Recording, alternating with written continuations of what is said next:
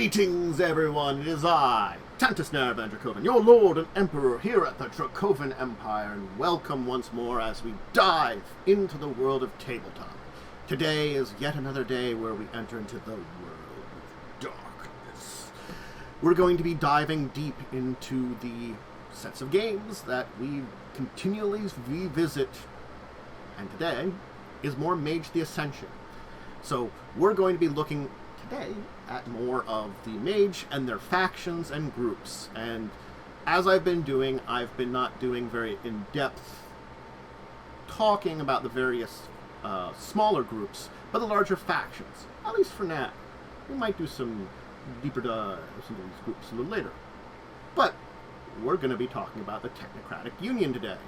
The group which started out as this kind of boogeyman, antagonistic kind of thing that existed in the Mage universe and evolved over time into an actual thing.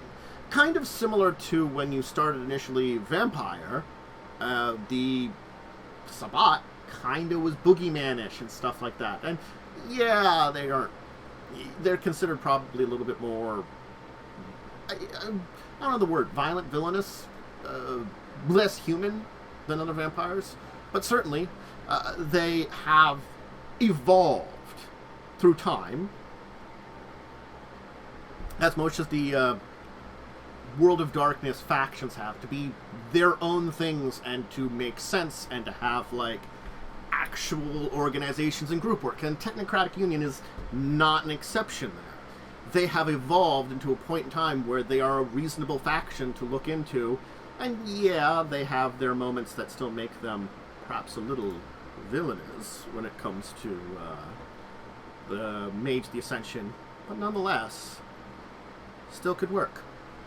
So, as usual with most of these, I like to start with talking about the books that you would want to look at if you are playing this. These are the 3 books that I would recommend checking out if you want to look into the Technocratic Union. There are plenty of other books that talk about them, but these 3 will give you your best bet. The initial book to talk about is the Mage Storyteller's Handbook. This is an older book that when they brought this out, I think this is revised edition. I would have to confirm that. Give me a second. This would be revised. It's from 2002. I think that's around the revised edition era. So this was the first book that brought the idea of playing in a Technocratic Union to the forefront. And of course, if you're really going to do a Technocratic Union game, I would highly, highly, highly, as I do recommend anyway, because I'm a fan of the 20th anniversary series, M20. M20 has all the rules for playing a mage game that you would be playing Technocratic Union built into the book. So it's a very good place to find the basic rules of playing as a member of the Technocratic Union. These 2 books here, one was definitely older. It's introducing the kind of concept of it, adding to them a lot. This is where it's talking about I'm actually playing it. And of course then we have this source book here, which is again another older one, which is the A Guide to the Technocracy, again from that time period. This is actually a little older than the Player's Tellers. This is what gave us a lot about the Technocracy as a group, making it more or less boogeyman, more here's all the information about it. I have a better picture. I can do that. A little better framed. While this isn't as major as, let's say, the M20 book, as when it comes to giving you the ability to play it, this at least gives you enough information. It gives you an intricate set of the way they work, their setting up, their philosophies, their organization. It makes them more than what I talked about, which is that they originally were kind of like a boogeyman group when it came to mages. But let's talk about that a little bit, because here's our faction symbols. Let's get the larger one here. I'm going to do this here. Boom, that's a little larger. This is the faction symbol of the Technocratic Union. So, they're also known as the Technocracy. Some other terms are the Hidden Ones, the Five Metal Dragons. They were just very much so in early Mage, in the earliest versions of it, black hats, mustache-wearing, villains. But because of the Guide to Technocracy, which I talked about, and books that came after the other two, they became something that you could play as your own mage type. Now, their initial founding could be kind of described as in 1325. Though the group that existed then is the Order of Reason, which we're going to dive into a little bit when it comes to the history here. But they're not quite the Technocratic Union as we know them now. This is like the initial beginning of their existence. This group was a group dedicated to protecting humanity against supernatural beings and their influence, attacks, and they specifically targeted mages and the Order of Hermes, which, if you missed my episode where I kind of talked about the traditions and the Council of Nine Mystic Traditions, the Order of Hermes is one of their pillars. It is one of the groups that helped form that. So their existence drove this Order of Reason, drove this evolution into the Technocratic Union. So they do represent one of the Avatar essences. There's stasis, and if you look to shape changers, to werewolves, any of the changing breeds, they associate the Technocratic Union with the Weaver. So these are important little notes that we have about the Technocratic Union. So let's talk a little bit about them. Now, a lot of this art here will be pretty interesting and cool art, but it is not necessarily connected with what I'm talking about, just because sometimes I can find art that's good like that. Other times I cannot. The Technocracy believes themselves not related to the magic traditions. They believe their idea of enlightened science works because they've tested it, they've proven it, they've gone through experimentations, that it's not that someone believes it works, it's that science has developed it. See, they've got this very reason idea about it. The belief, the alternate reality, the stuff we talk about with magic and mages is very different here. So, they also spread their craft across the world. They get better models, they get rid of kinks and stuff, and many of the devices that they create become consensual. Basically, part of reality. And that sleepers, people that aren't mages, can use them. So, a lot of technology comes about in the world of darkness because the Technocracy. It's a thing that they sort of imagine and experiment something and use this kind of magic that's not magic in their eyes to create this device, and then they make it real. So there is something called hyperscience related to this, or vulgar technomancy. I'll talk about technomancy in just a second here. According to the Technocracy, that's beta testing. It's, they're testing the device before they could use it to the public.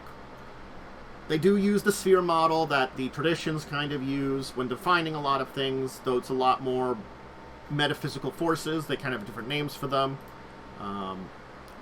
Technomancy, as I want to talk about it, is a form of magic that uses technology. Now, a big thing about technomancy, just as a note here, is not just the Technocracy, or the Technocratic Union, I should say, that uses technomancy. There's certain paths of sorcerers can use it. Certain traditions, House Thiggs, Sons of Ether, Virtual Adepts, use it too. So, it's not just the Technocratic Union that uses technomancy. They just specialize in it almost. It's basically any magic that's created under this science and technology Paragrim.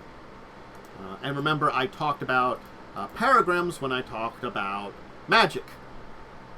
So if you want to go back and see my episode earlier in my Mage Ascension series, check out the playlist.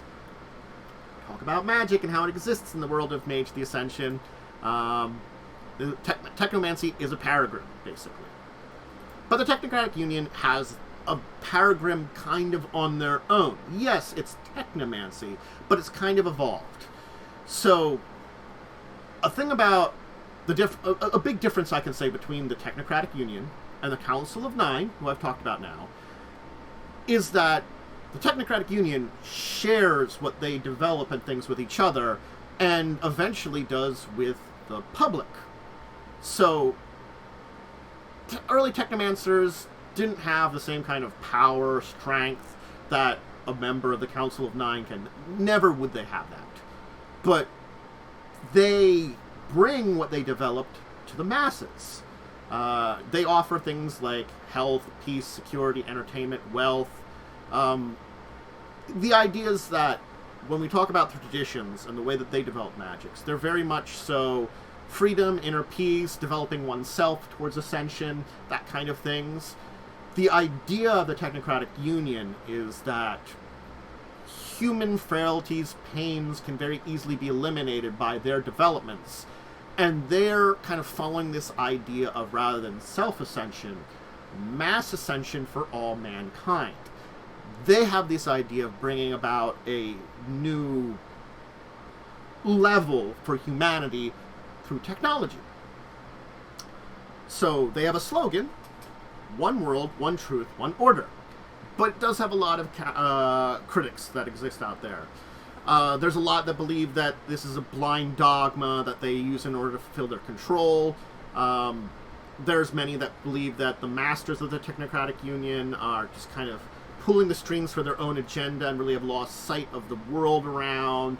And some of them, being more elder statesmen of the group, kind of follow old protocols that maybe come down from centuries before, things that have been handed down by their those that came before them.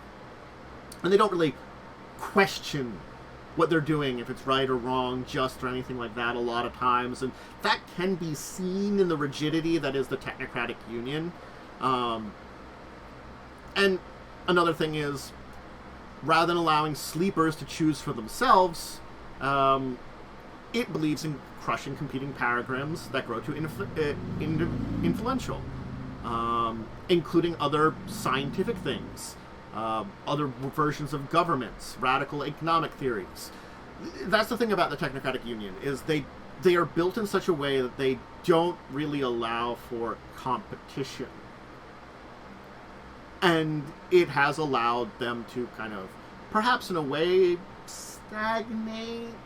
They still have, stagnate might not be the word we're looking for here, but certain developments and certain abilities have caused a lot of issues, and certainly things have happened in their history that are resulting from this inability to change certain aspects of themselves, the rigidity that has in their systems. So, things that they like are things based on scientific principles, more than anything. And if it's not built on scientific principles, they don't like it. And it breaks their ability to control. And I think that's an important thought about when we talk about the Technocratic Union. They like control. So, let's talk about the Order of Reason. Because the Order of Reason is the initial group that was founded, that is the birthplace of the Technocratic Union. There were, on its founding, 7 groups that came together. Artificers, Celestial Masters. Well, there was 4 founding members, 1 that joined later on, and 2 that evolved from other groups. So the founding members were Artificers, Celestial Masters, High Guild, Void Seekers. I'm not going to go into a lot of these groups here because these are baselines that some of these evolved into the modern groups we know now. Others have disappeared, split apart, things have happened. The Difference Engineers was in their group that joined. The Artificers were Inventors, Tinkers, Celestial Masters, Astronomers, High Guild, Economics, Void Seekers, Geography. Difference Engineers was Information. The original Kosian Circle became the Hippocratic Circle during its time in the Order of Reason. They were under Medicine. And the Natural Philosophers Guild became the Voltarian Order, which studied energy. So they were a group of honorable scientists that sought to end the tyranny of the supernatural over common man! And the thing is, it lost its vision, there was corruption, greed, not really popular support with the masses. It weakened their foundations. The Solificati was one of their founding members that betrayed them in 1670. They eliminated the Craftsmasons from their ranks, as well as the Cabal of Pure Thoughts in the 1930s. So, a lot of issues occurred. So there was other groups that were part of them. As I said, the Craftsmasons, the Cabal of Pure Thoughts, and the Solificati were other members that were there. So it was 1325 that this order was kind of formalized. It was the Convention of the Ivory Tower, followed by the Declaration of the Ivory Tower, came about during it. Just to mention them, the Cabal of Pure Thought was basically pious and devout. They were kind of the religious side of things there. So, you know, the remnants of them does exist in the Lightkeepers, but their group kind of broke apart, doesn't exist. Was mostly purged. So there's an essence of them that remains, but the group was kind of purged.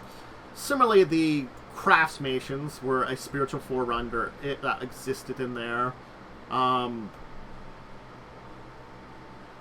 They sought to advocate physical over mystical, aid the sleepers and mundanes and stuff like that.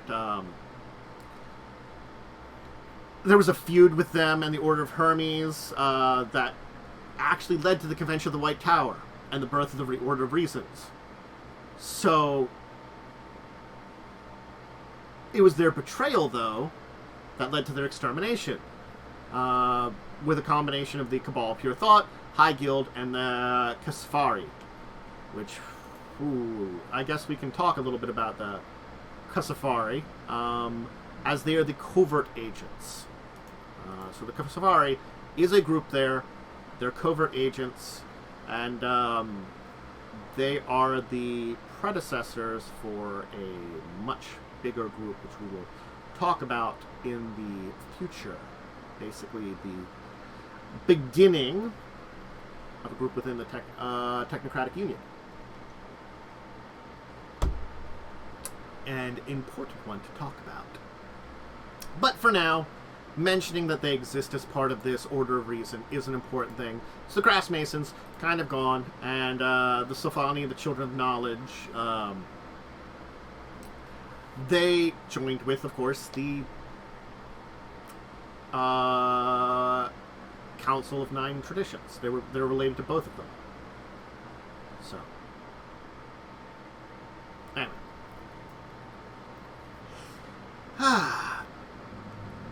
Show.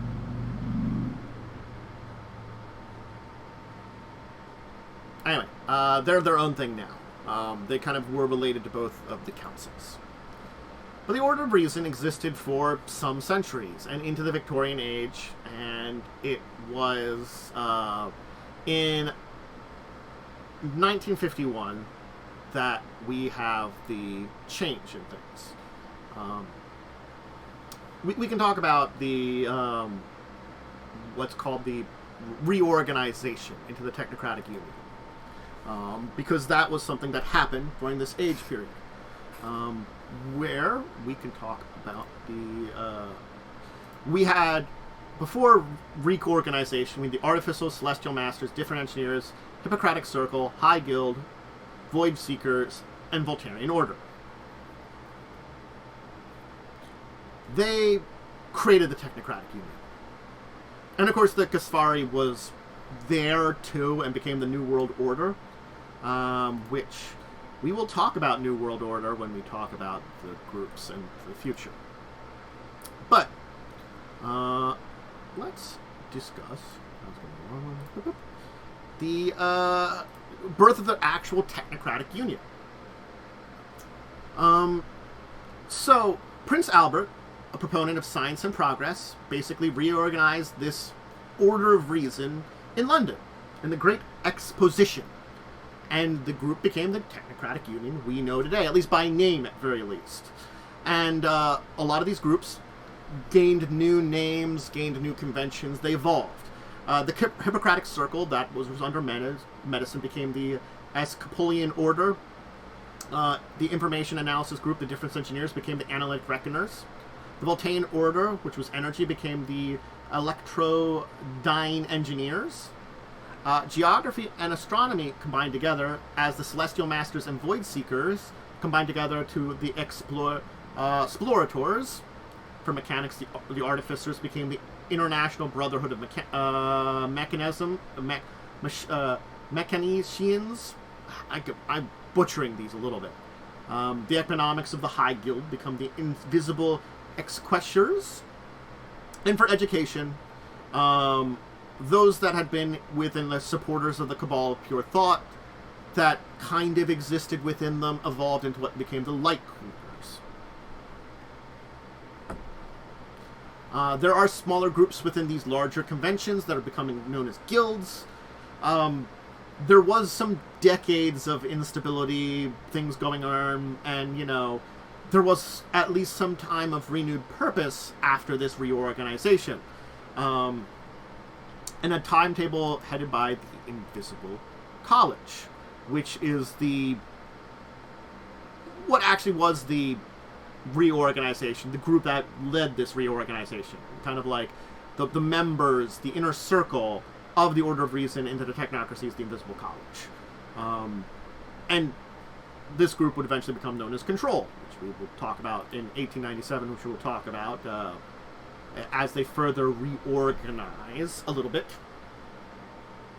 There was still strife within the Union. There were two factors: a utopian faction which wanted to use science to better humanity, and a more oppressive faction that felt what they considered safe for humanity would be dictated by it. The latter faction approved the use of techniques as thought control, elimination of creativity in the mass, and like. So, yeah. Prince Albert died 10 years after the creation of the Unions. Queen Victoria mourned until she died. And there was a belief that she was continuing his work, or they were doing what he wanted. She actually did dabble in the Union a little bit. So this led to our next event. Of course, founding of the Control, which we'll talk about in 1897 during this time period. But we have the Great House Cleaning, as it was called. Again, I just like this picture for the Great House Cleaning, and it's not really related to it, though. So this change came about in 1885. There were the stirs of change when an exqueture, known as Reginald Proctor, convinced basically the Queen to set up a body called the Grand Council of World Government. Basically, a goal of forming a single world government. This kind of had a bad influence on the Union, but they weren't directly involved with its structure. The Inner Council expressed an interest in the ideas, but the enthusiasm was to crush, and, was crushed with the death of an ancient artisan, Wolfgang von Remsen, the very year. At the same time, in 1897, when the Technocracy reorganized the Invisible College into Control, which is one of the major groups at the heart of it, basically the center of the Technocratic Union. Basil Rathbun's Skeleton Keys came to the Queen's attention. They're a secret society of law enforcement officers who investigate supernatural events and eliminated the perpetrators when possible. So the Queen ordered the Skeleton Keepers and the Light Keepers were united to a single entity, harkening back to the foundation of the Order of Reason, the Ivory Tower. This kind of was when we had the Great House Cleaning, this second reorganization, which led to the Control, as I said here. The change in membership, leadership, and stuff wasn't a coup of the oppressive factor within the Union. That's kind of what it's seen as. the Queen still had influence in the Union personally.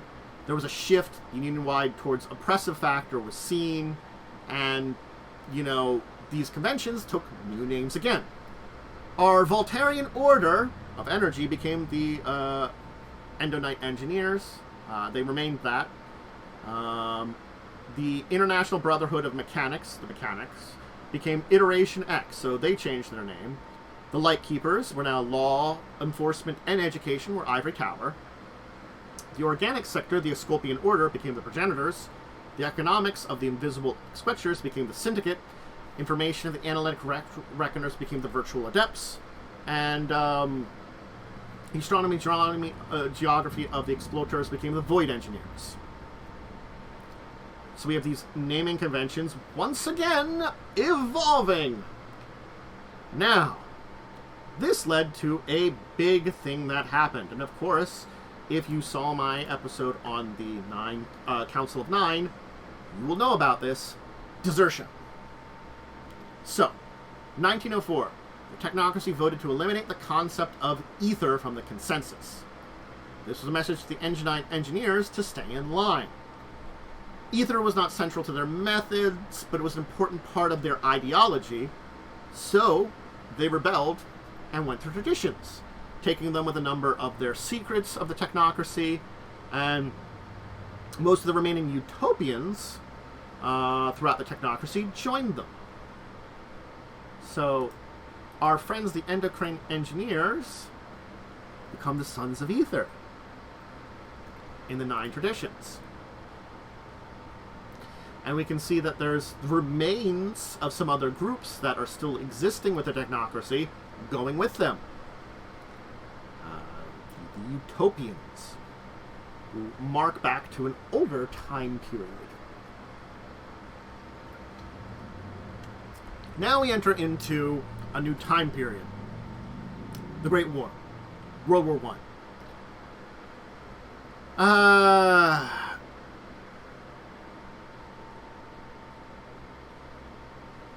This is when we have things like combating the deprecations of the former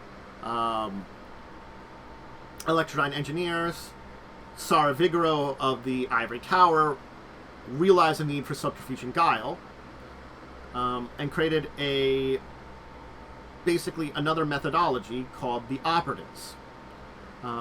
Basically picking up a bit of the Lightkeepers in there. The end of the war came about the new group, the New World Order. We'll talk about them, but they evolved from the Ivory Tower. And it was because of what was going on with the Sons of Ether, as they've become known as, leaving, and what's going on in World War I. There's a lot of stuff going on. So, World War II, the Technocratic Union largely supported the Axis powers. Regimented society appealed to them, especially with how they had changed with their reorganization. The flow of information the virtual adepts relied on, however, was mostly within the UK and North America. The virtual adepts wanted to support the Allies, while a lot of the other Union wanted to support the Axis. There was evidence that Nephandic influence was in the Axis then, that came out, and this did draw the Union as a whole away from them. So, the Union didn't take itself into account on a lot of the social anything of the sleepers. They looked at things on a very pragmatic, I like the order you're doing. Not really like a... Definitely, as, what's the way I want to say this? Not something most reasonable people like us would probably think would be a great idea to look at things through. We take both of them into account. They didn't. It was when another group, the Nephandi, were seen to be an influence there, a set of fallen mages, which we probably will talk about in the future. Yeah, that drew them away. So, a lot of communications with the Sons of Ether was connected through the Adepts. And this eventually did lead to an alliance between the traditions and the Technocracy during World War II. basically, as we're leading up to World War II, we have the support of these different groups and stuff. Then things are starting to happen. The technocracy, not for the reasons we'd hope, get on the right side of history. Again, they don't see influences and issues of sleepers as something that they care about. But with the traditions of technocracy going together, that's when, afterwards, many adepts planned on leaving the technocracy. They had, this influence of, we want to support, the virtual adepts had the right idea. It's sort of like, this is the right side of history, we should be on it. And, it's what drove them to joining traditions, honestly. And in 1956 eventually. It was encouraged by Iteration X when they tried to prevent the adept Alan Turing from creating virtual reality. And, they parted the Union in 1956, went to hiding for a lot of years, and then joined traditions formally in 1961. And this really did upset the Union, and this led to what would be known as the Ascension War, the beginning of it.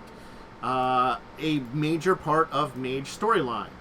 It's the battle over reality that the traditions, the technocracy, the marauders, the Effendi, the sleepers are all related to.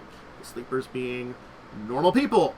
But they have a big part of this entire thing, and so it's the big plot, and this is when it formally began. So, anyway, let's talk a little bit about the present-day version of the Technocratic Union. So, we do have some changes, and we now have 5 groups. And at the end of today, I'm going to dive into these 5 groups a little bit more. But the International Brotherhood of Mechanics became over Mechanics and Engineering, became Iteration X. Information and Psychology, which was the Ivory Tower, is now the New World Order. The Organic Societies of the Expulsion Order became the Progenitors. I think that was a change that technically had existed in their name, so they remain the same. Of course, the Syndicate and the Void Engineers also remain named. Pretty much Interation X and New World Order are the new ones. So the Economics of the Invisible Exploiters, Syndicate and the Astronomy Geometry, the Exploiters, the Void Engineers. There we are. Now we have the 3 of them, same from for the century, but 2 new versions of these groups. This is the modern Union as we know it now. So the strife of World War II, the betrayal of Turing, the Control streamlined the Union as much as they could, enforcing the hierarchy of creation, with basically removing a lot of dissenters. During this Ascension War, they focused on simulation, streamlining sleeper culture according to their designs. They leading to the advent of fabrication realms like Mecha. The abused humans used in mass for experimentations and cheap labor. These kind of things. Hit marks and genetically engineered beasts were formed to enforce Paragrim, which is the hunting of mage and other reality deviants by the technocracy. So yes, that's what they started doing. Hunting people. And the Union focused on domination, destruction of those pesky traditionalists. Discontent within the traditions allowed the Union to launch an attack against Horizon itself and the aid of the renegade Hollow One. Horizon was the council hold of the Council of 9 Traditions, and the Hollow One is a group of orphan mages. They rejected the traditions, they didn't really join the technocracy, they're their own thing. So a big attack there. The victory is short-lived, as an avatar storm cut them off from their mundane posts. They declared the Ascension War won, refocused on recuperating its losses. The traditionals seemed scattered and broken. Interation X, the first mothers, had experienced heavy costs in the war and voted to redirect resources. The Reckoning and disruption of communication between the control and lower ranks, which is a big meta plot thing that happened. This was the Gehenna vampire apocalypse world werewolf. The Reckoning was the mage thing. This is like the big meta plot thing that ended the first existences of World of Darkness stuff from these worlds until we get to the 20th anniversary plot lines where they pick up and like they're like, shit happened, it wasn't as bad as we thought, we kind of got better. Anyway, the Utopian contingent quietly had been gaining more ground. It was stealthy, unobtrusive, looking for its chance. Control kind of reacted to the formation of the Rogue Council by forming Panopticon,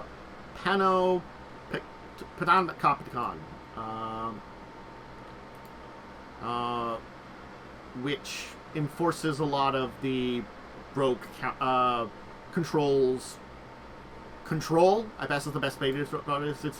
It was basically a cross-convention amalgam to observe and hunt down resistances against them. A lot of technocrats, though, however, feel the current consensus stifles even them. Mankind's dreams and aspirations are exhausted, and reason began to falter. Scientific efforts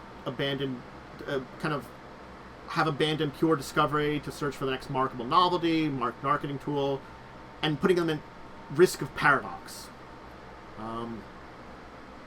The dimensional anomaly serves the Union from many of its outer posts. Basically, that's kind of the Avatar Storm, as it was called by the traditions. And as we can control more. Most conventions work separate from each other on their own projects, with some seeking to retake their umbral strongholds, others try to enforce control's man-take. There's conflicts between the New World Order and the Syndicate. The Void Engineers have discovered another dangerous threat that could destroy the Union from within. Threat null. Originally referred to the emerging threat capable of nullifying enlightened procedures. Yeah. So it's another big thing on the entire thing. So you can look into a lot of these other things and dive deep into them. I would recommend either grabbing one of the books I suggested, or, you can Google these. There's some pretty good information online. But basically, this is kind of where we're at. The Technocratic Union had a big victory. They pretended, they thought, they were like, the Ascension War has been won! The traditions had their problems, but have recovered since then, since basically around 1999, when all shit went down for most of the World of Darkness, around that time period. And now, now the technocracy is no longer focused on fighting them. They're fucking struggling with their own issues. And their war didn't go well for them. This war they waged. We've seen the end of the Ascension War, but yeah. Sort of.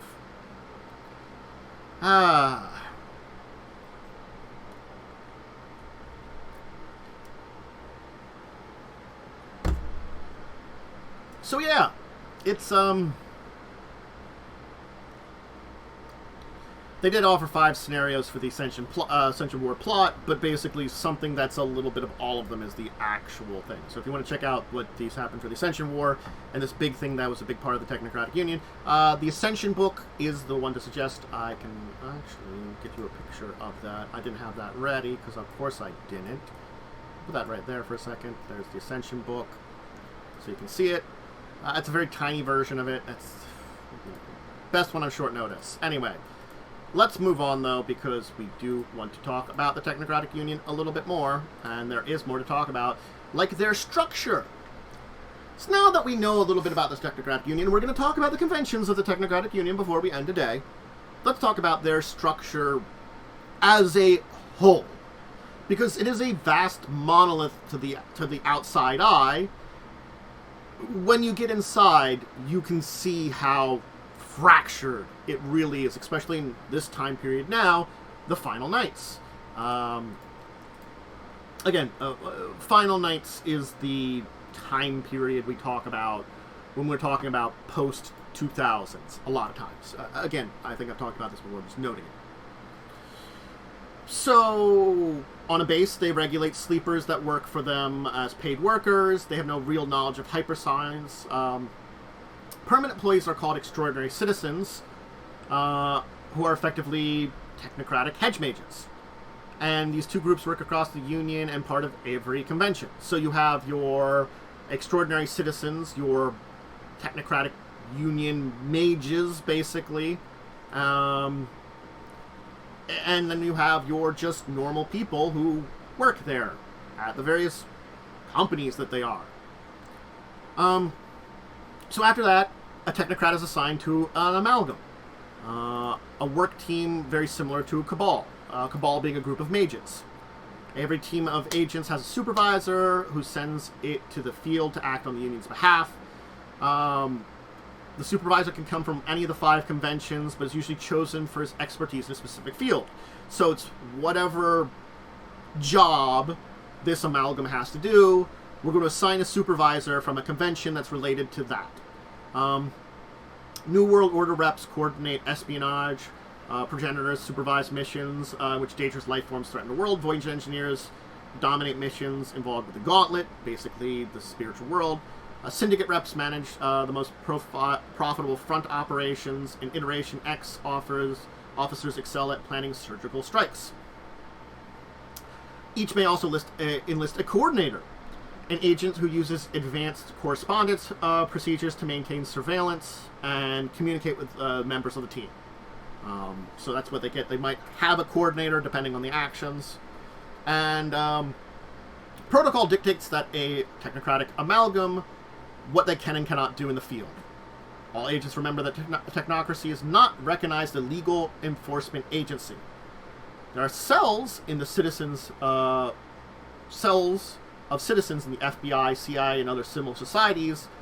Most technocrats do not flash badges, have search warrants, or enforce mundane law.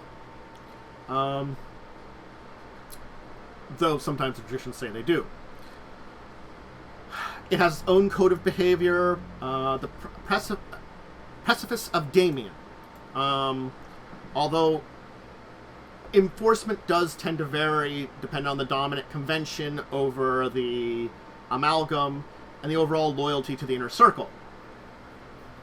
The Precipice of Damia, established in the late 19th century.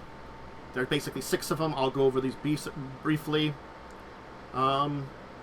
He was a bureaucrat as part of the Technocratic Union who came up with these 6 core principles that the Union goes on. The 6 precipices are: bring stasis and order to the universe. Predictability brings safety. Once all is discovered and all is known, unity will be one. 2. Convince the masses that, from the benevolence of science, commerce, politics, and the power of rationality, conflict and suffering will be eliminated in our utopia. 3. Preserve the gauntlets in the horizon. Chaotic individuals who open gateways with impunity threaten the stability of our world. Uncontrolled portals also allow outside forces, such as the Nefandi, access to our world. This must never happen. 4. Define the nature of the universe. Knowledge must be absolute, and chaos will envelop all. Elemental forces of the universe must not be left to the caprices of the unknown. 5. Destroy reality deviants. Their recklessness threatens our security and progress towards unity. And 6. Shepherd the masses, protect them from themselves and others. So, that is the main laws the amalgams follow, technically. Beyond, though, the amalgams and their laws and the basic group structures of the Technocratic Union, there are the symposia, groups that see geographical areas and oversee procedures of the timetable. Remember the timetable now being, remember I talked about the inner college and the control and their set lines, the inner college being kind of original. It's now the timetable, as it would be called. They result to the masters in the horizon construct, who in turn then answer to the control and the invisible inner circle of the Technocratic Union, basically. So yeah, it whispers up the line from the symposium. Whew! We're doing good today. Let's talk about some social conditioning that exists within it. So yes, Control is not named that for any reason other than the fact that they are the masters that hide behind the seeds of the technocracy. If a loyalty of a technocrat is wavering, he can get some questions from their superior, and most extreme cases, brainwashing. The Union has learned from the betrayal of the endocrine engineers in the virtual depths, as well as internal chaos of the Union during the Second World War, that control is very important. So each Union operative is classified according to 6 degrees of separation, which codify their loyalty to the individual to one world, one truth, one goal, one order, goal of the Union. They're observed by the psyops, psychologists, and doctors who basically tell the Technocratic Union who waver in their dedication to the goals of it, and they expose deviant behavior. Stage 1 is non-doctrination, fanaticism, to a small degree, fervor and work. Stage 2 is submission. Submission to most technocratic procedures without resistance if they are administered by control. Stage 3 is suspicion, distrust of anything outside technocratic Paragrim, observance in one's allies for any slight disloyalty. Stage 4 is ostracism, total rejection of an individual's based upon control's order. Stage 5 is pacifism, ceasing of any aggressive after control's orders. Stage 6 is conspiracy, betrayal of even close friends to the technocracy. There are 4 other degrees that are applied to troublemakers. Stage 7, alliance, complete trust in the technocratic superior. Stage 8, rejection, forgetting of any person, including close family members. Stage 9, devotion, betrayal of an object of love or adoration if necessary. And Stage 10, reverence, complete submission to control. Remember, these are their ways of where you want to put people and drive them to. There are some hidden agencies that are within the Union. The Utopians, the one set of sediments who cling to the original vision of the Order of Reason, the Loyalists who submit themselves to control. These are 2 sediments. But there are also the Cassandra Complex, Harbingers of Avalon, the Friends of Courage, Project Invictus, and the Panacopitan, which I've talked about a little bit. There are other organizations of technomancers that were allies with the original Order of Reason and not part of the various reorganizations. The Mostaf al-Nur and the... I'm going to butcher these two. I'm butchering these two. Delo Laoshi are 2 groups. The former in the Middle East and the latter in East Asia, respectively. They operate hidden with few members, even aware that they are basically different sects within the Union.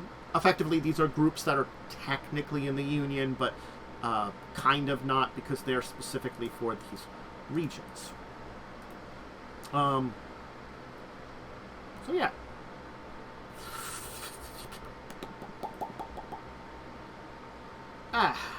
Alright.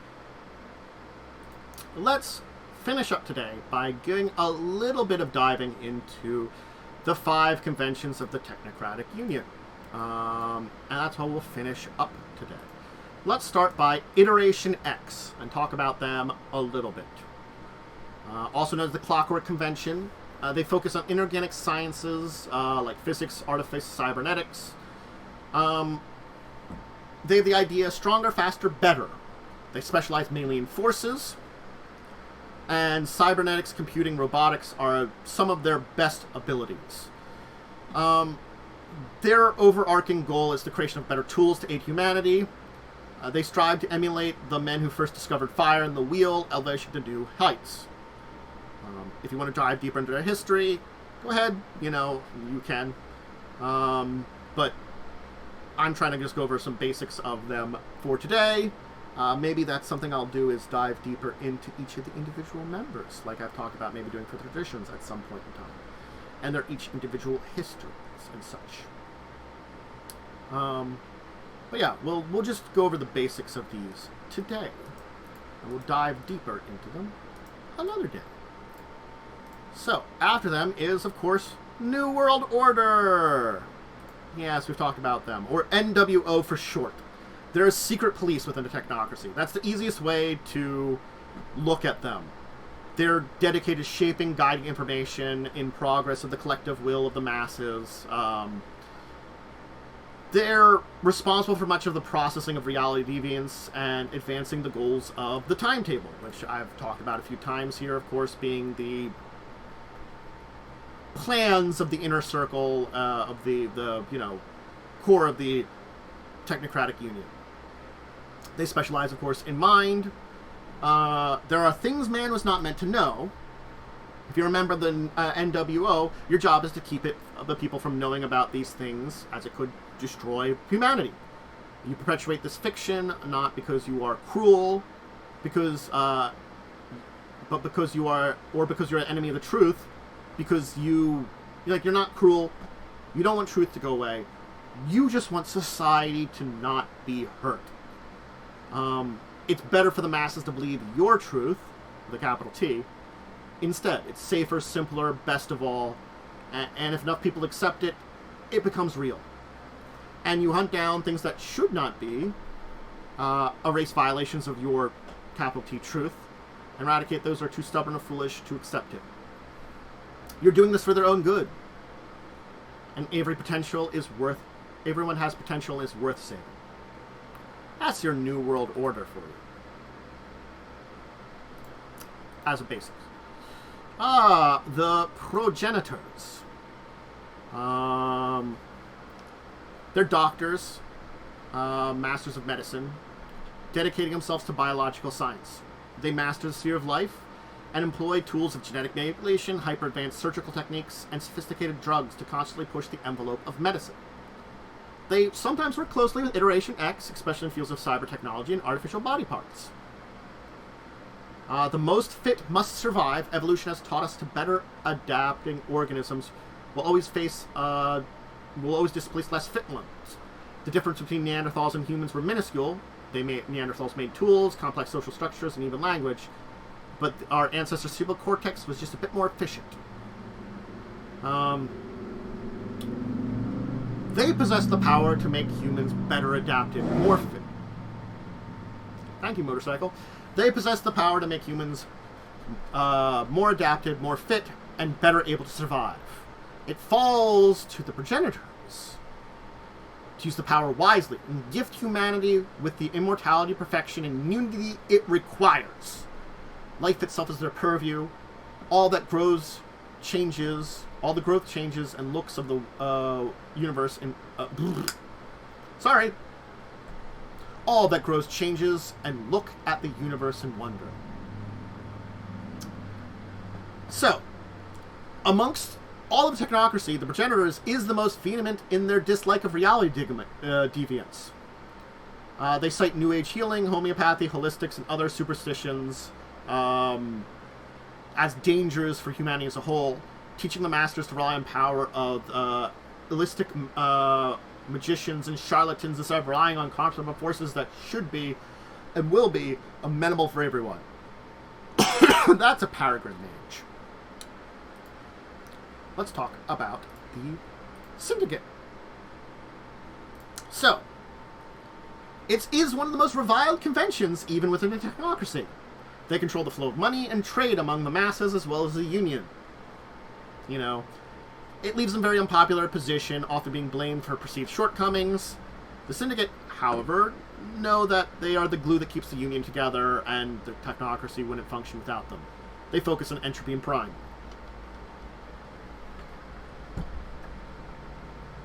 So money does make the world go round, especially our world, and that is the primary ethos of the Syndicate. It's all about the bottom line, but the bottom line is this thing.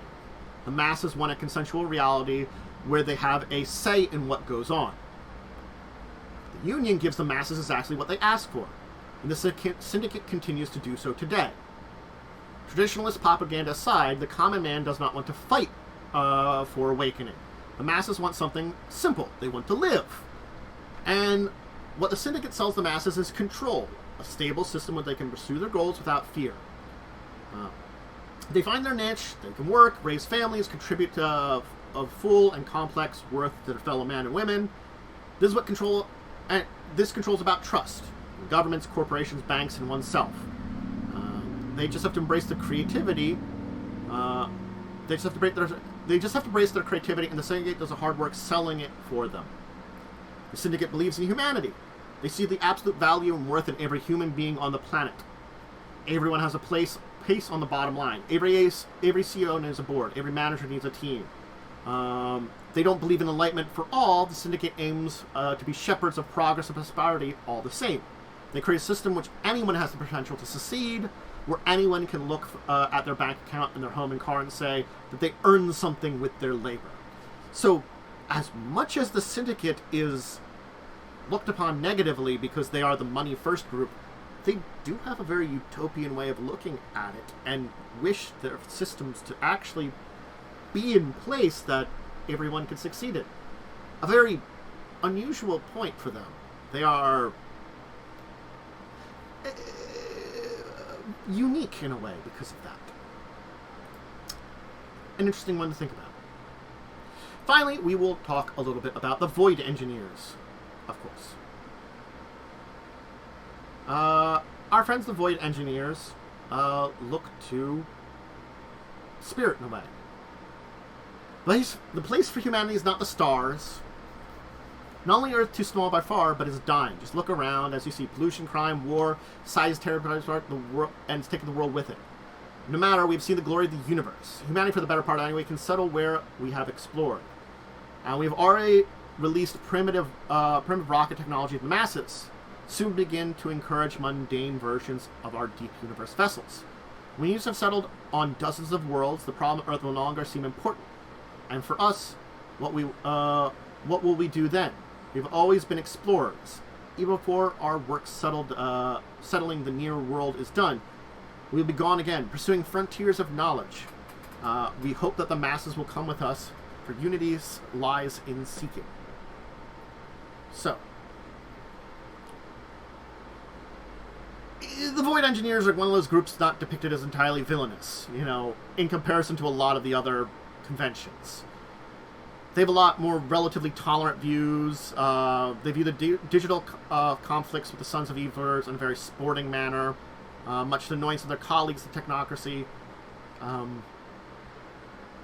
They're kind of more free-spirited, and they're only technocrats that seem to place their faith in the Technocracy's initial goals rather than oppressive policies.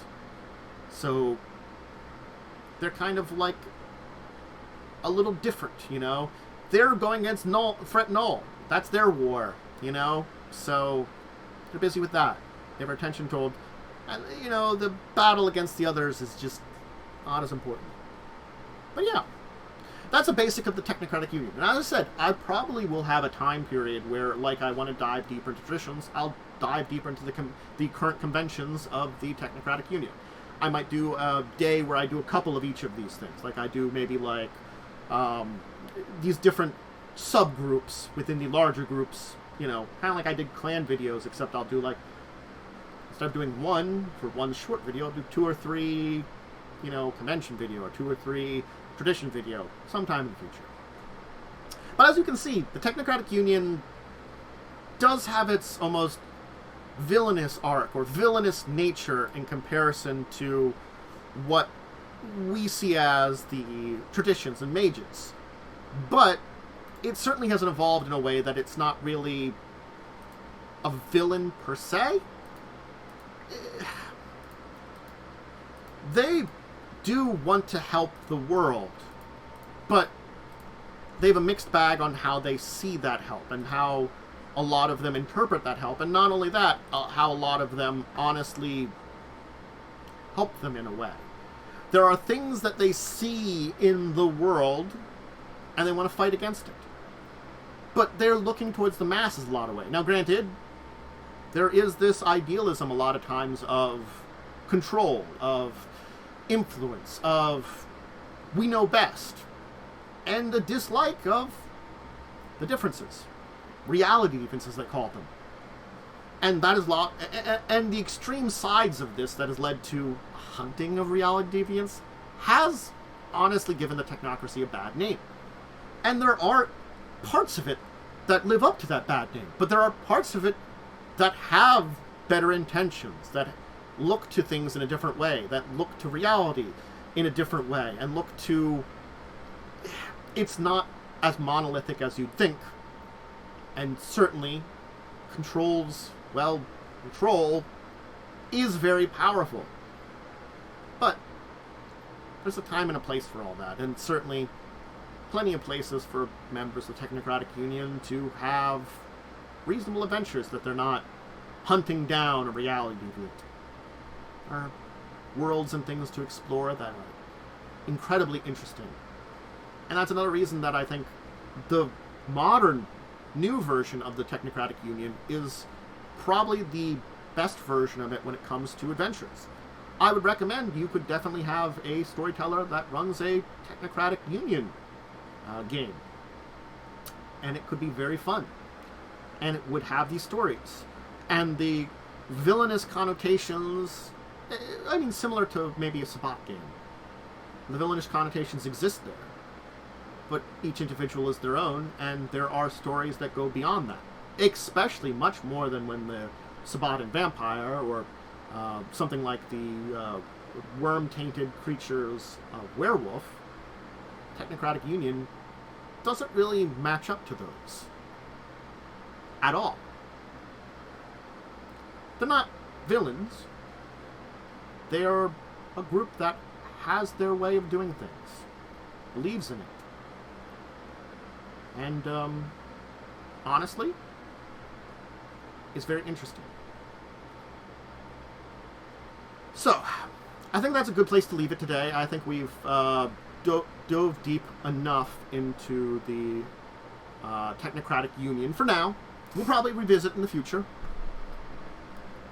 But I hope you enjoyed learning about them and seeing that there's a lot more to them than just comic book mustache-twirling villain that they originally were displayed as, which, I've got to be honest, for the longest time, that was my opinion on them a little bit. It took more research and diving into them and learning about them from your initial exposure when it comes to the oldest versions of Mage to see there is more to them. There's something interesting there. And, honestly, technology and magic combined seems like a really cool idea for a lot of us out there. Something a little less traditional. And, cough cough, a technocracy adventure would probably be... You're not dealing with paradox nearly as much, and would probably be a much more easy game to run. I talked about how difficult it is to run Mage.